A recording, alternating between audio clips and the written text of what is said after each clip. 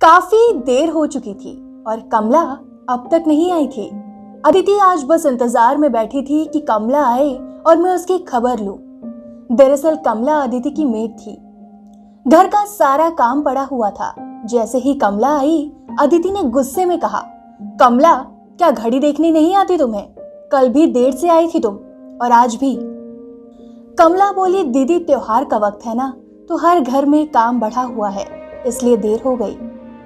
ये सब तुम्हारे बहाने हैं, सब समझती हूं मैं, अदिति ने चिढ़कर कहा। बिना कोई जवाब दिए कमला काम में लग गई। काम खत्म करने के बाद कमला ने कहा, दीदी क्या आप मुझे मेरी पगार एक दिन पहले दे सकती हैं? अदिति ने पूछा, क्यों, क्या करना है? कमला बोली, दीदी बिटिया को नए कपड़े दिलाने हैं। कह रही थी स्कूल में उसकी सब सहेलियों ने त्योहार के लिए नए कपड़े खरीद लिए हैं। अदिति ने हैरान होकर कहा, तेरी बेटी स्कूल जाती है?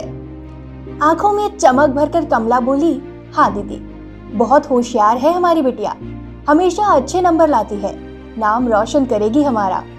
अदिति बोली, कितने पैसे कमा लेती है तू, जो बेटी के लिए इतने बड़े बड़े सपने देख रही है?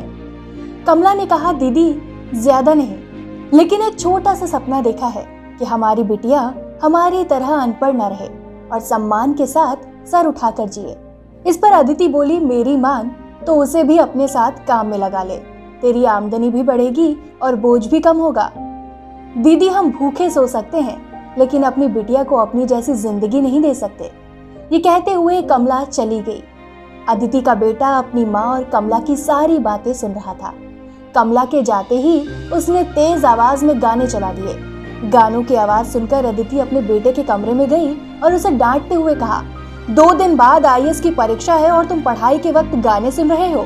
अनिकेत ने कहा, मम्मा, जैसे एक मेड की बेटी को हक नहीं कि वो पढ़ लिख कर सम्मान के साथ जिए, बड़े सपने देखे, वैसे ही एक क्लर्क के बेटे को भी अधिकार नहीं कि वो एक अधिकारी बनने का सपना देखे। अदिति बोली, तुम्हारा दिमाग खराब हो गया है क्या? किसकी तुलना किससे कर रहे हो? अनिकेत ने जवाब दिया, मैं एक माँ की तुलना दूसरी माँ से कर रहा हूँ।